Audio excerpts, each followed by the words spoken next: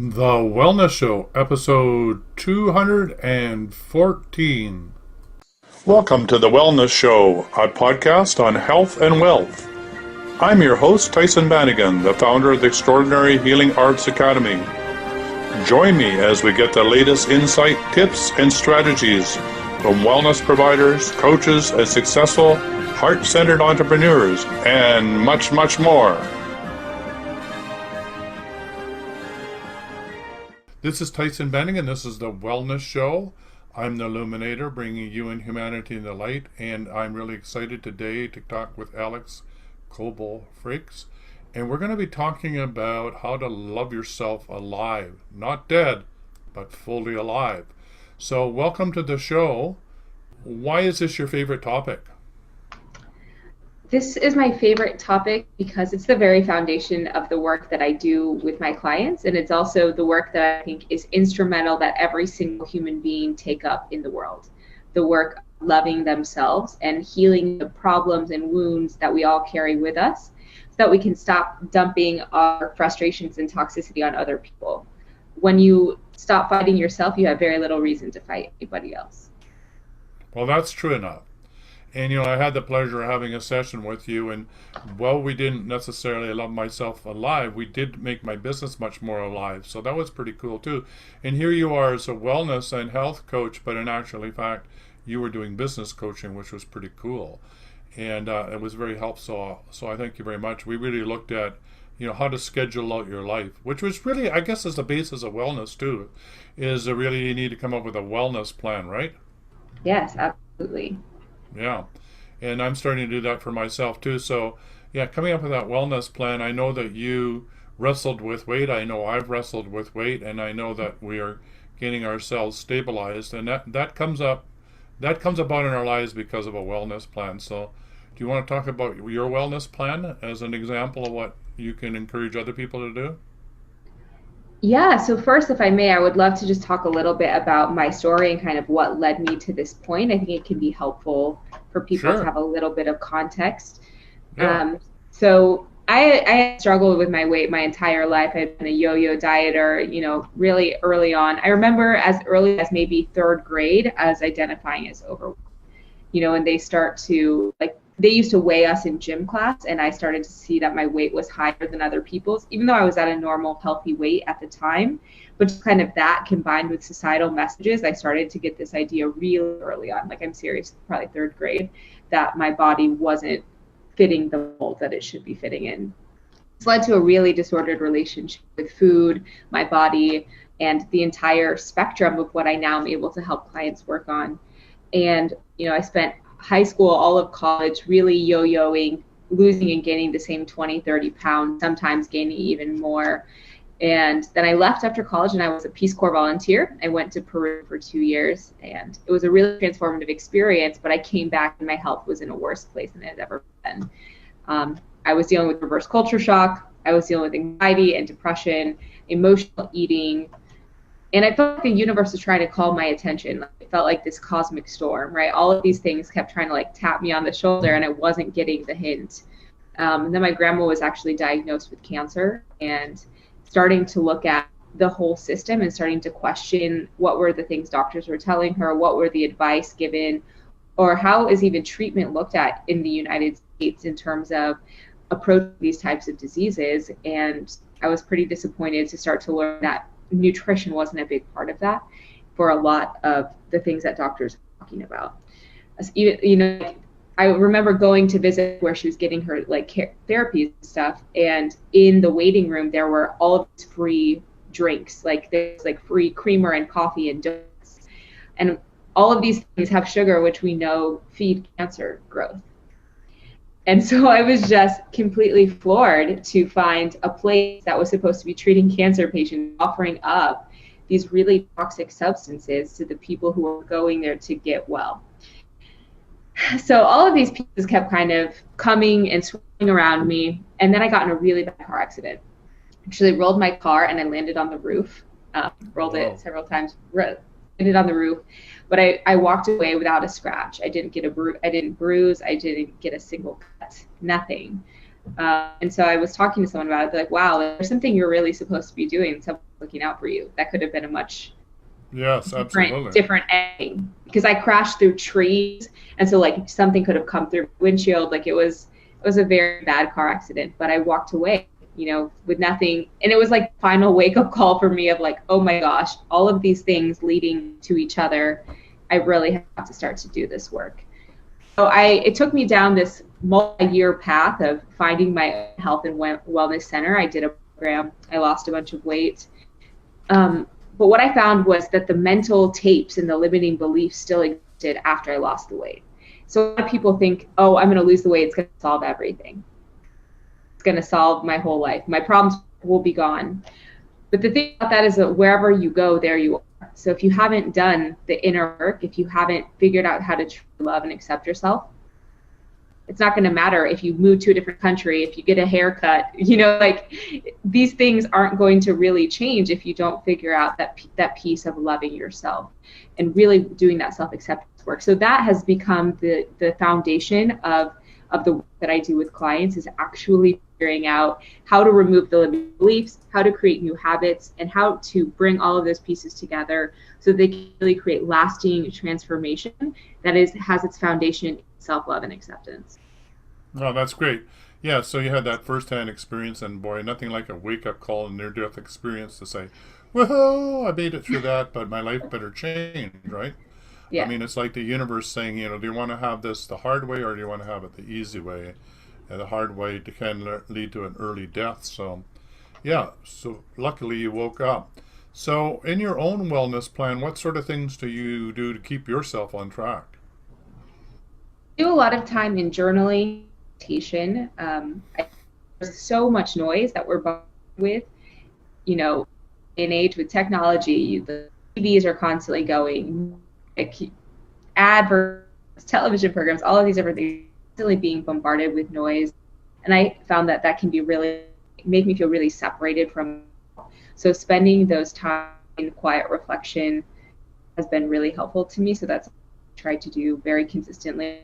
Watching the foods that I eat, and not about restriction, about what are the foods that make me feel better. Like what are those foods that give me more energy versus take energy away from me. And when you're looking at trying to change your entire, if you want to uproot your life and change your whole plan, I would really recommend piece by piece, because otherwise it's so overwhelming when we try to change many things at once, which can lead to us throwing in the towel on the program. Yeah, it's sort of guaranteed for overwhelm and possible failure. So, if I was Joe Average, where would you suggest somebody start? It would really depend on what was the thing that you were looking to change. I think what we can always do ourselves is start from a place of curiosity and start to ask ourselves the questions like, is this the type of life that I want to live? Am I feeling energized? Am I feeling healthy? Starting to be curious about what are those that are going on in your life currently. And again, not to place a judgment on yourself or not to bash yourself, but really to try to just get a baseline, like what's going on now? And after you figure that, is this what I want to be going on? Do I want to keep... Yeah, do you want to keep doing the same thing? What you said emotions a couple of times there, and I really get the sense with you that when you said, eat what makes you feel good, and so that emotional connection to you and your body seems to be key to what you're teaching people to do, is that, to pay attention, don't try and overwhelm yourself with too much. Take it a little bit, and how does it make you feel? Are you feeling better or aren't you feeling better? So it sounds like one of your light bulb switches that you have for people is really tuning into their body about how does this make you feel. Absolutely, because in the brain there are actually about 5 times more receptors for pleasure than there are punishment. Our brains are to the things that make us feel good. And so when we're trying a new plan or start a new health routine, if we're doing things that feel like punishment, it's going to be super difficult for our brains to continue to do those. We're actually held from things that make us feel, because it's biologically not advantageous to do something to make you feel good. We actually want to be framing our habit changes in a way that we recognize, oh, when I eat a salad, I feel really good. Like vegetables make me feel good. Remembering that, and that can light up the reward center in our brain, which makes the good us the rewarding thing well in our brain. And that's a really great combination. Yeah, I like what you're saying, and I never really thought about it, but you really make me think about it in a different way, and that is, we have so much going on in our gut that, it's like some say it's our second brain, and some of us say that we feel things in our gut first, and then the message goes to the brain. So when you think about if that's true, then the food that you're eating and your feelings around your food, whether you love your food or don't love your food, or whether you feel guilty about your food or eating too much food, all those emotions are going to really make really great food into either toxic food or beneficial food. So really our emotions, I agree with you, are absolutely key as a basic foundation to get on top of what is making you feel good when you eat whatever it is that you're eating, and then letting your body be your guide rather than your brain. Oh my God, I got to count calories, or I had ice cream, or whatever it is, and then you start to feel guilty. So true. It's actually a lot of the way that we think about it changes whether or not we're able to absorb nutrients from our meal, because when we're to a stress state based on our patterns, it actually decreases our digestive power and it is our metabolic power. Our bodies go on to, they use the power that they would be using for digestion to do other things. And so even if you are even something healthy, but you're really judging about it for whatever reason, it's going to your metabolic power. Versus if you're eating ice cream, but you're having really great thoughts about it, it's going to be better for you, which is kind of crazy to think about. Yeah, but it's true, isn't it? I mean, the motion really not only colors how you feel, but actually colors how your body's going to digest and use that food. And I've really never thought about it as intentionally as you're helping me understand, the feelings between emotions and eating. I get the whole thing about being guilty, because that's really how we approach dieting. It's sort of like from the guilt, or you should be this way, or this is what your average weight is. I mean, you go online, it's overwhelming, or counting calories. But when you think about getting at it from pure pleasure, that what makes you feel good, well, then it becomes more fun, doesn't it? Yes. And when you start to shift this mentality away from, so part of the thing that I went through at first, I was in this mindset of, oh, I can't eat this. So I went on a very restrictive plan, no sugar, no flour, 3 meals a day, no snacking, right? So I can't eat sugar. And that creates a very different energy in the brain, saying, I don't want sugar. So now for a majority that I eat, I really avoid sugar because it doesn't make me feel, but I can have if I want to. So the energetics around that shift, it completely, when you're saying, I can't do this, that completely puts your brain in a state of deprivation, of defensiveness, of survival mode in a way, is to say, I don't want that because it's not in alignment. I don't feel when I do that. Yeah, I like this. I mean, I can see it being transferred to all aspects of your life. Most of us are living a life of punishment and reward. If you don't work hard, you don't succeed. If you don't, go to university, you're not going to get a good job. But, on and on and on. It's all, punishment and reward. And, really you're sort of turning it around and saying, hey, well, wait a minute. Go where your bliss is, where you feel good in your body. And if that's your bliss, then follow your bliss, and you're going to be in the right place at the right time. It's a much more humanistic, compassionate way to allow yourself to show up, rather than the normal way, which is restrictive. Oh, I can't do this, or I couldn't do that, or people would think of me as strange if I did that. So yeah, I like that. I think they're afraid because they imagine, if nothing's off the table, then I'm just going to go buckle. I'm just going to eat a pizza for eat a pint of ice cream. Like, that's not the same as really going to a place of love, because eating foods that constantly make you feel bad, that's not loving. So you actually find out when you open up the reins and you kind of take away that judgment, you're going to gravitate towards those foods that are the healthy foods anyway. Those are actually the foods that make you feel good. Yeah, isn't that true? Because you don't binge because you learn that it doesn't feel good after you binge, right? Correct. Yeah, great. So that's a key aspect of it is love your life, love your food, and the two are interconnected. So, and start small. Don't try and eat the elephant in one sitting. Do it piece by piece. Not that I want to ever eat an elephant because I'm One bite vegetarian. at a time. One bite at a time, right? So I love that. That's a great way to get at that. So what are you doing in your wellness plan? What sort of things do you do to keep yourself? Like, do you do yoga or do you go to the gym? I mean, eating is only part of it, right? Yeah, absolutely. A big thing for me, I do I see a trainer and see a couple times a week, and I like to practice yoga. And a big piece for me in terms of wellness, just because of kind of some of the stuff I explained with my own limiting beliefs, a big piece for me is when we think of nutrition, we think of what we ingest, but we typically think of that as just food, but it really includes everything else we ingest. What are the kind of people you're spending time with? What kind of books and programs are you watching? What is the way that you're kind of policing your own thoughts? Like, are you shutting down the thoughts that are not serving you, replacing them with healthier ones? So I spend a lot of time in that realm. I do a lot of reading, and a lot of trying to I really want to work to continue to heal this relationship with myself so I can shine that light out into the world. So that's a big part of my wellness plan, is doing the inner work and really continuing to work through those blocks and that baggage that I bring with me so that I Mm-hmm. can be more accessible to the people I come across with in the world. Okay, I really like that. So what you're really saying, if I'm understanding it or translating, is your wellness plan goes into every part of your being and every part of your day, that everything is a wellness plan and everything is energy. Food is Yes. energy, your friends are energy, your thoughts are energy, what you read is energy.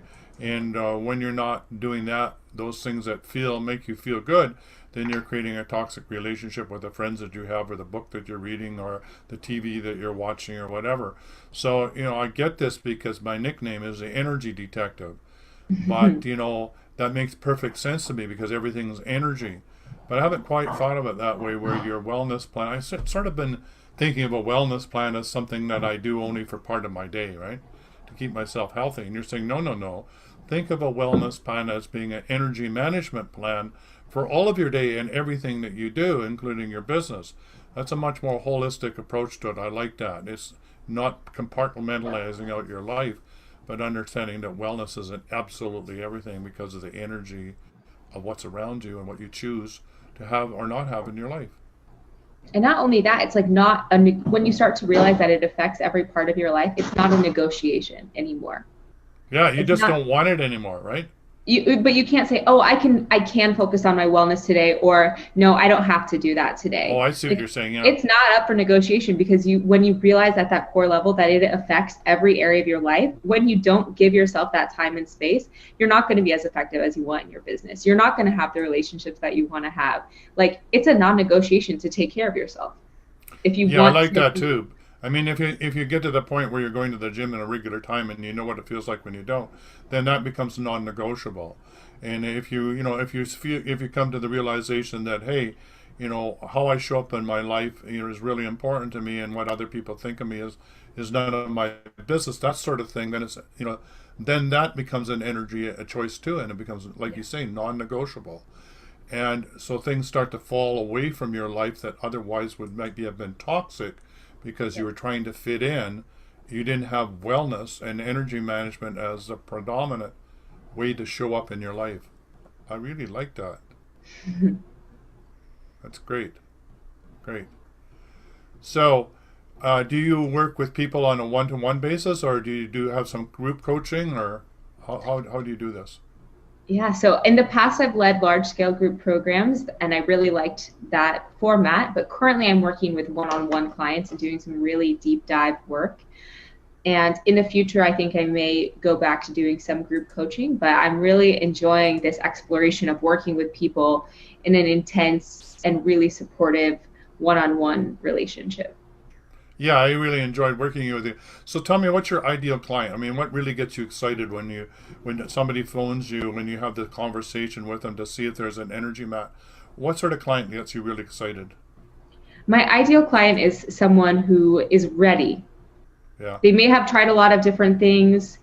They may be frustrated. That's okay. But Yeah. someone who is like, I know that something better exists for me, and I want to figure it out. I think that's something that's really exciting, just to not have lost all hope of possibility. Right. Because if you've already decided that nothing will work for you, nothing will work for you. Yeah, I agree with that. I mean, and even with the sort of the clients that say, "Well, I don't know if this is going to work," I get them to some place in their life where they remember how happy they were. Which again, that feeling tone. Where were you? What part of your life did you feel like everything was just working? And then have them imagine that, to bring that into their life. And if it worked for you, like one of my clients was, she was 13, she was on the horse, and she said, everybody said I couldn't ride it, and I rode it, and I felt so incredible. So I said, well, why don't you bring that energy into your life every day? And so when we're going to do our next session, you just get on that horse and feel what it's like, and you're going to be ready for that session. So so again, it's feeling, right? When did you feel your best? When did you feel that you were like that you were on top of the world? When did you feel that life was a big gift? Was the last time you felt that? Because guess what? If you felt it then, we can help you feel it this time around. Absolutely. And our thoughts have like so much to control our experience, because where we focus our energy, I like to say, like, whatever you appreciates, and that positively or negatively. Whatever you choose to seek out, those are the experiences that you're going to be having. And so that's something that's really important for me in my ideal client, is someone who still has that possibility, and they're ready. They may not know the how, but they know that they're ready to actually be coachable and try something that they may never have tried before. That sounds exciting. So we've covered a bit of ground here, and wellness is having to do with your emotions, and you need to really be following your bliss, or what makes you feel good. And everything you're doing in wellness is not separated from the rest of your life. Your wellness plan is the way you're going to show up energetically in your life, how you're going to attract people. It's going to not only be the food you eat, but everything that has to do with wellness. So what other things would you like to communicate about how your unique approach is so different than others? Because obviously it is, right? It's something that people have to experience. So I would love to invite anyone who's interested to have a consultation with me, and we can start to see some blocks and shifts. But it's really different because I am helping people create that foundational change. It is really at a different fundamental level, so that you don't have to keep remembering, right? Like, that your wellness plan is just a part of your day. It's sewn into the fabric. It's not something that you have to keep remembering every single day. This is going to affect the relationships with your children, with your spouse if you have one. It's going to affect the way you feel at work. It's going to affect every single part of your life. So this is not like some diet scheme or something like that, where people are just trying to lose weight, or they're looking for this quick fix modification. This is about changing the way you show up in your life, and the way you get to show up in your life. Yeah, that sounds really, really powerful. Well, I think that's a good way to end the show. It's very exciting. I hope that people are as excited to work with you as I was. I definitely got results, I can tell you, and we did it business coaching. So, because wellness is in every part of the fabric of your life, like Alyx says, then, she's an awesome business coach too. She can really help you get into the feeling. What does it feel like when you have that part of that plan and in your business under control, where it makes you feel good and you're moving ahead? So I know she's a wellness coach, but she's awesome in all the different areas of your life. So, because I've been there with her. So thanks for being on the show. Any last wrap-up words you want to go? Like, how do people get hold of you? Yeah. So there are several different ways that people could find me, and I try to keep it very similar to make it easy. So I have a website, which is fullyalignedcoaching.com. My Facebook business page is Fully Aligned Coaching, and I'm on Instagram at Fully Aligned Coach. Reach out to me in any of those forums. If you left a comment on this show, I can come back and find it and have that conversation.